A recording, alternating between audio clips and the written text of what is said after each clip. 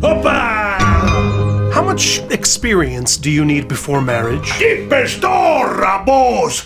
You are being very tricky. You're trying to get me to talk about you know what in front of all the rabbis and the saintly people. I'm posing a very serious question about a very serious subject matter: romantic experience and marriage. And marriage! Are you married? Me, boss, me? Of course I'm married. Wife, house, children, the whole catastrophe. I gather you're not happily married. Of course I'm a happy boss. Zorba is always happy. Life is too short not to be happy. You know, I fell in love with my darling wife the moment I first dropped my eyes on her. Oh, okay, so you're happily married, and your wife was your first love? First! Well, maybe the first one I met that day. You are making me say this, boss.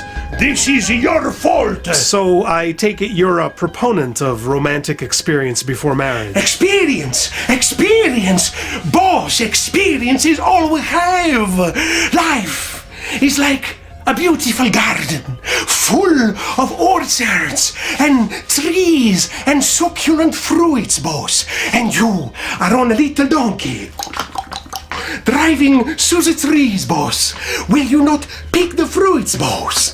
Pick the fruits. Interesting. Is that what a perfect garden is? A place for unbridled hedonism? Hedonism! This is a Greek word, boss. Hedone, pleasure.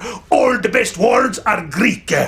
Okay, postes Edom. Was this a garden of Edom, not a place of pleasure? The Garden of Eden was a place of perfectly innocent delight. Delight without shame. And now you're being very tricky again with me and philosophical, which, by the way, is also philosophia, a very, very Greek word. But seriously, boss, between you and me, in privacy, innocence, is this really a delightful thing? I assume you know the story of Isaac and Rebekah, Genesis 24, how they met? Of course, boss! Genesis, this is a Greek word too! Rebecca, yes, she came from far away, a lovely little girl.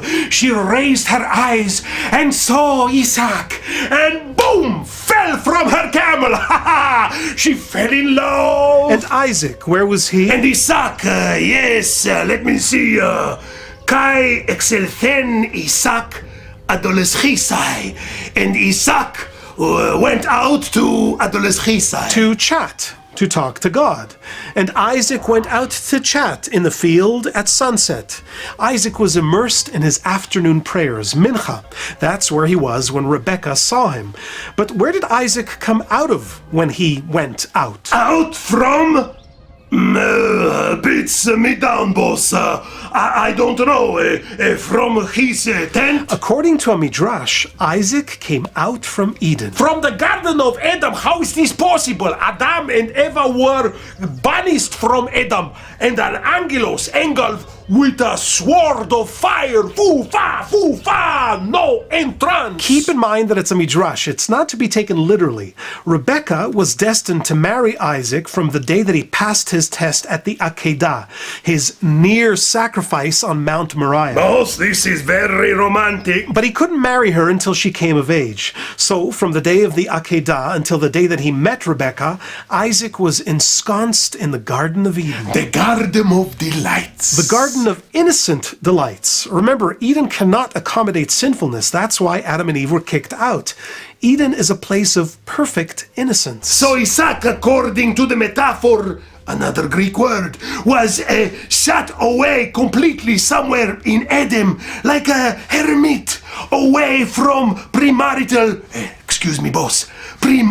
experience. A Jewish home is a binyan adei ad, an everlasting dwelling.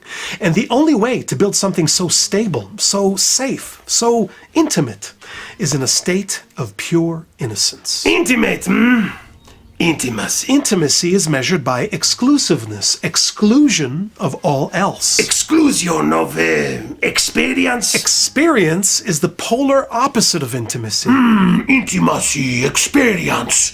This is all very philosophical. did I mention that philosophia? Look, Alexis, let's keep it simple. Do you have children? 2 strong boys and 1 beautiful little girl.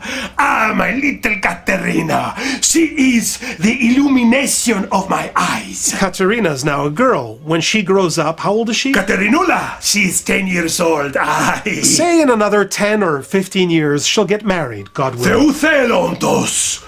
Her husband better take good careful, or else he'll have to meet Alexis Zorba. Naturally, her husband will be a good and faithful husband. But what if he were even more than that? More than a faithful boss? What if, besides being a good and faithful husband, whenever he saw his wife, Katerina, he never saw anyone else? He never had anyone in his imagination to compare her with. No experience. As if she was Eva in Eden. As if he were Adam with eyes only for Eve, or Isaac with eyes only for Rebecca. Boss? What do you think? I think this is the most beautiful thing I've ever heard. You will send me an invitation, right? Invitation? To the chuppah, to the wedding. Yes, boss.